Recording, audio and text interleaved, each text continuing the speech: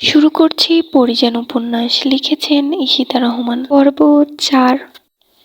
তারপর পুত্র সন্তান জন্ম দেন তিনি। শুক্রবার মানে জুম্মার দিন জন্মেছে, তাই ছেলের নাম রাখা হলো জুম্মান। জুম্মান ওর মায়ের মতো কালো হয়নি, আব্বার গায়ের রং পেয়েছে শ্যামবর্ণ। আমি প্রথমে জুম্মানকে কোলে নিতাম না, রূপাই রাখত বেশি। তখন আমি পরীর দেখাশোনা করতাম। পরীর বয়স ৫ বছর হয়েছে, কিন্তু প্রতিটি পদে পদে আমি পরীকে দেখে অবাক হতাম। ছোট্ট পরী এতটা শক্ত তা কখনোই ভাবিনি আমি।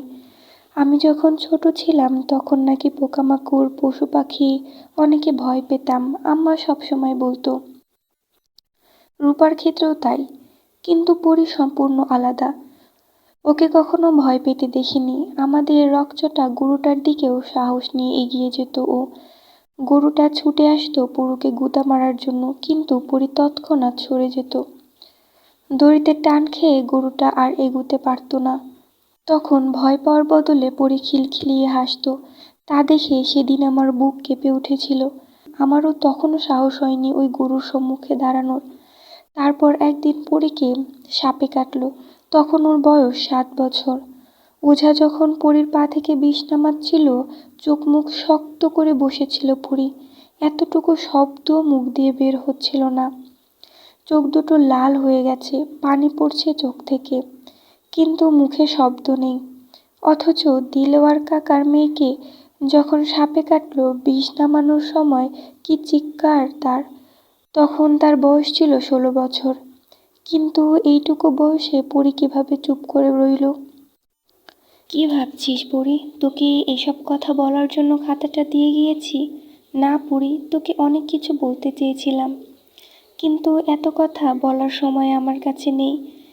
তাই টানা ১ সপ্তাহ ধরে আমার মনের সব কথা এই খাতায় বন্দি করেছি। তুই বড্ড কঠিন মানুষ পরী। তোর মনে আমরা ২ বোন ও আম্মার জন্যই ভালোবাসা আছে। এছাড়া বাকি সবাইকে তুই ঘৃণা করিস। আমি তা বেশ বুঝতে পারতাম। ৭ বছর বয়সে আব্বার জন্য যে ঘৃণা দেখেছি, সে ঘৃণা আমিও আব্বাকে করতে পারি নাই। জানি না জুম্মানকে তুই আদৌ ভালোবাসিস কিনা, তবে ছোট্ট ছেলেটাকে একটু ভালোবাসা দিস। ভালোবাসা ছাড়া কেউ কখনো বাঁচে না পরী। যেদিন তুই ভালোবাসতে শিখবি সেদিনই বুঝবি। তবে আজকে তোকে এক বিশেষ মানুষের কথা বলবো, যার কথা শুনে তোর ইচ্ছে করবে, ইস, তোর জীবনে যদি এরকম কেউ আসতো তাহলে মন্দ হতো না। অবশ্য তাকে এতদিন তুই চিনে ফেলেছিস, কিন্তু দেখেছিস কিনা জানি না। সে হলো রাখাল। নামটা রাখাল হলেও সে রাখাল ছিল না। সে শুধুই আমার রাখাল, একান্তই আমার। স্কুলে পড়াকালীন বইতে কবিতা পড়তাম, রাখাল বাজায় বাঁশি, কেটে যায় বেলা। কিন্তু আমার রাখাল বাঁশি বাজাতে পারত না, গরু ছাগলও চড়াতো না, কিন্তু তবুও সে রাখাল, আমাদের গ্রামের রাখাল রাজা। তবে পরেরটুকু আর পড়া হলো না পরীর। তার আগেই কোনো একটা শব্দে সেদিকে তাকালো সে। এখন রাত অনেক, শুধু বৃষ্টির শব্দ আর ব্যাঙের ডাক শোনা যাচ্ছে। তবে পরী বেশ বুঝতে পারছে যে অন্দরমহলে কোনো নতুন পুরুষের আগমন ঘটেছে। এ বিষয়ে বরাবরই পরী সচেতন। ভেতরে কোনো নতুন মানব আসা মাত্রই পরী তা টের পেয়ে যায়। খাতাটা বন্ধ করে হারিকেনের আঁচ কমিয়ে উঠে দাঁড়ালো সে। পালঙ্কের পেছন থেকে মোটা লম্বা লাঠিটা বের করলো। এই লাঠি দিয়েই ছোটবেলায় সে চর্চা করত, এখনো করে। বলতে গেলে লাঠি চালানোয় খুব পারদর্শী পরী। সময় পেলেই লাঠালাঠি শুরু করে দেয় সে। অন্ধকার থাকায় মুখটা ঢাকতে হলো না পরীর, কারণ সে জানে এই মুহূর্তে ঘরে চোর ঢুকেছে, আর চোর অন্ধকারেই চুরি করে। পরী তাই লাঠি হাতে বেরিয়ে পড়ল। প্রথমেই গেল রান্নাঘরে। সেখানে গিয়ে সে চুপি চুপি কুসুমকে ডেকে তুলল। তারপর একটা গামছা নিয়ে বেরিয়ে গেল। অন্ধকারে লাঠি চালিয়ে রক্তাক্ত করে দিল চোরকে। পুরো মুখে গামছা জড়িয়ে দিয়ে উঠোনের কোণে পেয়ারা গাছের সাথে বেঁধে দিল। ঘটনাটা কেমন যেন তাড়াতাড়ি ঘটে গেল। বৃষ্টিতে ভিজে গেলেও যেন শীত লাগছে না পরীর। শরীর আরও গরম হয়ে আসছে। সেটা কি রাগে? বেশি ঘাটাঘাটি না করে পোশাক বদলে ঘুমিয়ে পড়ল সে। সকাল হতেই সারা গায়ে ঢোল পড়ে গেল। কাল রাতে জমিদার বাড়িতে চোর এসেছিল এবং পরী চোরকে ধরে ফেলে, আর আজকে চোরের বিচার হবে। এই গুঞ্জনে কেউই ঘরে থাকতে পারল না। নৌকা আর ভেলায় চড়ে সোজা জমিদার বাড়িতে হাজির হলো। সবার আগ্রহ চোরের বিচার দেখা। সবাই ভাবছে চোরের এত সাহস হলো কিভাবে যে জমিদার বাড়িতে হানা দেয়। সারা রাত ঘুমাতে না পেরে মাথা ব্যথা হয়েছে পালকের। মিষ্টি আর রুমিরও একই অবস্থা। বাইরের লোকজনের আওয়াজ পেতেই ওরা বুঝল যে বিচার আরম্ভ হতে চলেছে। তাই ওরা ঘর ছেড়ে বের হলো। একটু এগুতেই মুখোমুখি হলো আবেরজানের। তিনি বললেন, কই যাও? তোমরা বিচার দেখতে? রুমি মাথা নাড়িয়ে হ্যাঁ বলতেই তিনি বাজখাই গলায় বললেন, বেড়াগো সামনে যাও তো, মাথায় কাপড় কই? মাথায় কাপড় দাও তাড়াতাড়ি। কোনো রকমে তিনজন মাথায় কাপড় টেনে অন্দরমহল থেকে বের হয়ে গেল। বাইরে এসে দেখলো অনেক মানুষ সেখানে, এক মাসে মহিলারা, আরেক পাশে পুরুষ। পালক ভিড়ের মধ্যে নাইমকে খুঁজতে লাগলো, কিন্তু অত মানুষদের মধ্যে খোঁজা কি সম্ভব? এর মধ্যেই আফতাবউদ্দিন এসে চেয়ারে বসলেন, সাথে আখিরও। এছাড়া গ্রামের কয়েকজন মুরব্বিও আছেন। চোরকে টেনে আনলো দুজন লোক। গামছাটা সরিয়ে মুখ দেখাতে সবাই অবাক হয়ে গেছে। এ তো উত্তর পাড়ার কানাই, ওর এত বড় সাহস হলো কিভাবে? আফতাবউদ্দিন গোমরা মুখে কানাইকে জিজ্ঞেস করলো, তুই আমার বাড়িতে চুরি করতে এলি কেন? কোন সাহসে এসেছিস? তাও আবার অন্দরমহলে ঢুকেছিস? কানাই কোনো জবাব দিল না। রাতভর বৃষ্টিতে ভেজায়, এখন জ্বরে কাঁপছে, মুখ থেকে কথা বের হচ্ছে না। এরই মধ্যে আখির বলে উঠল, যাই হোক, চুরি করেছে যখন শাস্তি পেতেই হবে। গ্রামের সবাই আমার ভাইকে সম্মান করে, শ্রদ্ধা করে, আর কানাই যা করেছে তা অন্যায়। এতে আমাদের জমিদারিকে অপমান করেছে, তাই ওর কঠিন থেকে কঠিনতর সাজা দেওয়া উচিত। বাকিটা গ্রামের মুরব্বীরাই ভালো বুঝবেন। বলেই সবার দিকে দৃষ্টি মেলল আখির। পালক, মিষ্টি আর রুমি যেন প্রাণ ফিরে পেল। নাইমরা তাহলে নিরাপদ, কিন্তু ওরা এখন কোথায়? পালক দৌড়ে ভেতরে চলে গেল। ওর পিছু পিছু মিষ্টি, রুমিও এলো। বৈঠক ঘর পেরিয়ে ঢুকলো নাইমের ঘরে। ওরা রেডি হচ্ছিল। পালক গিয়ে প্রশ্ন ছুড়ে দিল, তোরা এখানে এখানে বাইরে কি হচ্ছে জানিস কিছু? নাইম জুতার ফিতা বাঁধছিল। পালকের কথায় এক পলক সেদিকে তাকিয়ে আবার ফিতা বাঁধতে বাঁধতে বলল, শুনলাম চোর ধরা পড়েছে, তাই আর বের হয়নি। ভেবেছি একসাথে রেডি হয়ে বের হব। রুমি পালককে ঠেলে ওর জায়গায় দাঁড়িয়ে বলল, চোরটা কে ধরেছে জানিস? পরী। পরী নামটা শুনেই চমকে তাকালো নাইম। শিকড় শার্টের বোতাম লাগাতে লাগাতে এগিয়ে এসে বলল, পরী ধরেছে? সর সর, গিয়ে দেখি কেমন চোর ধরেছে আমাদের পরী। মিষ্টি শেখরের কলার চেপে ধরে ওকে থামিয়ে দিয়ে বলে, ছাগল কোথাকার, আমরা কত ভয় পেয়েছি জানিস? ভেবেছিলাম তোরাই বুঝি ধরা খেলি। শেখর কলার ছাড়িয়ে শার্ট ঠিক করতে করতে বলল, রাতে যে বৃষ্টি হয়েছে, বের হতাম কিভাবে? ঘুম পেয়ে গেল তো তাড়াতাড়ি। নাইম উঠে সোজা বাইরে চলে গেছে। বাকি সবাই বিচারে গিয়ে উপস্থিত হলো। পরী এখনো ঘুমে আচ্ছন্ন। রাতে ভেজার দরুন ওর গায়েও জ্বর নেমেছে। তাই তো ভোরের স্নিগ্ধ রোশনি অক্ষি পলবে পড়তেই কাঁথাটা দিয়ে মুখটা ঢেকে নেয় এবং আবার ঘুমিয়ে পড়ে। কিন্তু এই ঘুমটা আর ধরে রাখতে পারল না পরী। কুসুম আর জুম্মান হন্তদন্ত হয়ে ছুটে পরীর ঘরে ঢুকলো, ডেকে তুলল পরীকে। প্রথমে বিরক্ত হলেও পরে জুম্মানের কথায় অবাক চাহনিতে তাকালো পরী। জুম্মান বলছে, পরী আপা, আব্বা কইছে কানাই কাকার হাত কাইটা ফালাইতে, চুরির সাজা নাকি এইটাই ভালো। পরী ঘুম পুরোপুরি ছুটে গেছে। একটানে গায়ের কাঁথাটা সরিয়ে দিয়ে উঠে দাঁড়ালো। আলমারি খুলে নিজের বোরখাটা গায়ে জড়িয়ে নিল, নেকাবটা আটকে দিল। চোখ দুটো ও খোলা রাখলো না, পাতলা কাপড়ে ঢেকে দিল রক্তিম চোখ দুটো। তারপর সিঁড়ি বেয়ে নিচে নেমে এলো।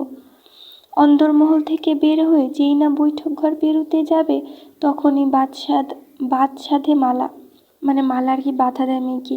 মেয়েরা হাত টেনে ধরে বলে, কই যাস? কম্পিত কণ্ঠে পরী বলে উঠল, আব্বা কানাই কাকার হাত কাটব, মালা মাথাটা হালকা নিচু করে জবাব দিল, হ। পুরি জোর গলায় বলে, আব্বা অন্যায় করতেছে আম্মা, আমারে যাইতে হইব, আমার হাত ছাড়েন। পুরীর কথায় হাতটা আরও শক্ত করে ধরলেন মালা। তুই যাবি না পুরি, মনে আছে? আমারে কি কথা দিছস তুই? মনে আছে আম্মা, আপনারই কথা দিছি আমার এই মুখ কোনো পুরুষে দেখাম না, তার লাইগেই বোরখা পরছি, অহন হাত ছাড়েন আম্মা। কিন্তু মালা ছাড়ল না। সে মেয়েকে এত লোকের সামনে যেতে দেবে না কিছুতেই। জোরাজুরির এক পর্যায়ে জেসমিন এসে মালার হাত ছাড়িয়ে নিয়ে বলল, পুরীরে যাইতে দেন আফা, কিচ্ছু হইব না, একটা মানুষের প্রাণ বাঁচবে। অতঃপর জেসমিন মাথা দুলিয়ে পুরীকে যেতে বলল। এই প্রথম পুরী কৃতজ্ঞতার সহিত তাকালো জেসমিনের দিকে, তারপর ছুটে গেল বিচার সভায়। এদিক ওদিক না তাকিয়ে পুরী এক দৌড়ে গিয়ে আফতাবের পাশে দাঁড়ালো। মেয়েকে এমন সময় কল্পনাও করে না আফতাব। আর চোখের সামনে বসা মুরব্বিদের দিকে তাকিয়ে নিজের মেয়েকে বললেন, তুমি এখানে, ঘরে যাও। পরি অত্যন্ত নমনীয় কণ্ঠে বলল, এখানে অন্যায় হইতাছে আব্বা, আর যেইখানে অন্যায় হয় সেইখানে আমি থাকি, তা আপনি জানেন। আফতাব উত্তর দিলেন না, তবে আখির বলল, কি অন্যায় পরি? তুই জানোস না যে কানাই চুরি করেছে? এই বিচারই ঠিক হবে, তুই ঘরে যা। ঘৃণা দৃষ্টিতে আখিরের দিকে তাকালো পরি, কিন্তু চোখ দুটো নেকাবের আড়ালে থাকায় তা আখির দেখতে পেল না। আব্বা, কানাই কাকা চোর হইছে তো আপনাগো কারণেই। একবার ভাইবা দেখেন, বন্যায় সব ভাইসা গেছে কাকার, অহন পোলাপাইন লইয়া কেমনে থাকবো কাকায়। আপনারা যদি সাহায্য করতেন তাহলে তো কাকাই চুরি করতে আইতো না। পরীর কথায় চুপ করে রইল আফতাব সহ সব মুরব্বীরা। কথাটা পরী ঠিকই বলেছে। এই বন্যায় তো কারোরই কাজ নেই, ভরসা করার মতো তো ওদের একজনই আছে, সেটা হলো আফতাব। আফতাবের উচিত ছিল গ্রামের সবার খেয়াল রাখার। পরী আবার বলতে লাগলো, পেটের ক্ষুধা কখনো ধর্ম মানে না। ক্ষুধা এমন একটা জিনিস যা সব ধর্মের হার মানে। ক্ষুধার জ্বালা বড় জ্বালা, তা একটু বুঝেন। কানাই কাকার হাত না কাইটা তার একটা কাম দেন, ওই হাত দিয়া খাইটা খাইব উনি। ওনার হাত কাটলে বউ পোলাপানগো কি খাওয়াবো? হ্যাঁ তো মরবই, সাথে বউ পোলাপানও মরব। কাকা চুরি কইরা অপরাধ করছে, তার সাজা তো রাতভর পাইছে, অহন তার হাত কাইটা আপনারা অন্যায় কইরেন না। এমনও তো হইতে পারে কাকার হাত দুইটা আপনাকেও একদিন কাজে লাগবো। কথাগুলো শেষ করেই পুরি পা বাড়ায় অন্দরমহলে। তবে এতটুকু সময়ে বলা কথাগুলো শুনে সবাই চুপ করে গেল। আফতাবও কিছু বলল না। বিচারের বাকি কাজ তিনি মুরব্বিদের হাতেই ছেড়ে দিলেন। কেউ কোনো কথা বলতেছে না দেখেই গ্রামের সবচেয়ে বেশি বয়স্ক যিনি, সে বলে উঠল, পরি তো হক কথাই কইছে, কানাইয়ের বউ পোলাপানগো কথাও তো ভাবতে হইব। তারপর তিনি আফতাবের দিকে তাকিয়ে বললেন, তুমি কি কও আফতাব, কানাইরে কি করবা? আফতাব মাথা নিচু করে বলল, আপনারা যা ভালো বুঝেন তাই করেন। কথা তো সব পরি বলেই দিয়েছে। তারপর সিদ্ধান্ত নেওয়া হলো, কানাইকে কাজ দেওয়া হলো সম্পানের সাথে, যাতে কটা টাকা রোজগার করে চলতে পারে। পেটের দায়ে সে এসেছিল জমিদার বাড়িতে চুরি করতে, কারণ এই গায়ে ধনী বলতে আফতাব। আরও কয়েকজন আছে, তবে এই মুহূর্তে তাদের ঘরবাড়িও নদীগর্ভে বিলীন হয়ে আছে, তাই সে জমিদার বাড়িতেই এসেছে চুরি করতে। কিন্তু কপাল খারাপ যে পুরীর হাতেই ধরা পড়ল। যখন ওর হাত কাটার নির্দেশ দেওয়া হয় তখন সে হাউমাউ করে কেঁদেছিল, বারবার ক্ষমা চেয়েছিল, তার হাত যেন না কাটা হয়, কিন্তু কেউ শোনেনি। এখন কানাই পরীর প্রতি কৃতজ্ঞ হলো, মনে মনে প্রতিজ্ঞা করলো কোনো এক সময় পরীকে কৃতজ্ঞতা জানাবে।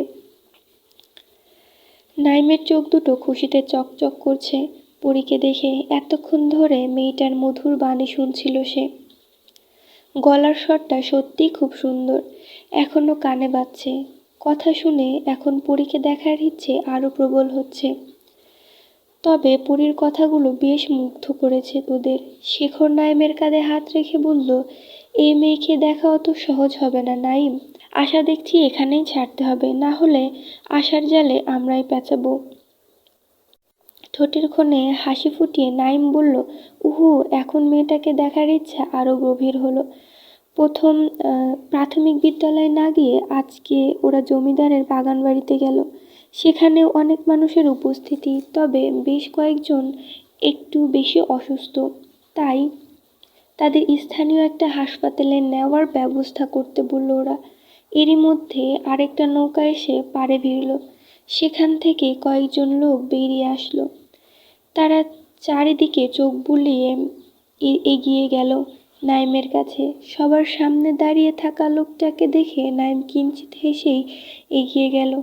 লোকটা সবিনয়ে হাত মেলানোর জন্য হাত বাড়িয়ে দিল। বিপরীত দিক থেকে নাইমও হাত বাড়িয়ে দিল এবং বলল, সেদিন আপনার নামটা জানা হয়নি আর নিজেরটাও বলা হয়নি। ব্যস্ততা দুজনেরই ছিল। যাই হোক, আমি নাইম আহমেদ। বিপরীত মুখে দাঁড়িয়ে থাকা ব্যক্তিটাও হেসে জবাব দিল, শায়ের।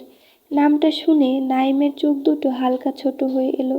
বলল, শুধু শায়ের? লোকটা আবারও হাসল, অদ্ভুতভাবে তাকিয়ে থেকে বলে উঠল, শেহরান শায়ের। আশা করি এবার বুঝতে পেরেছেন।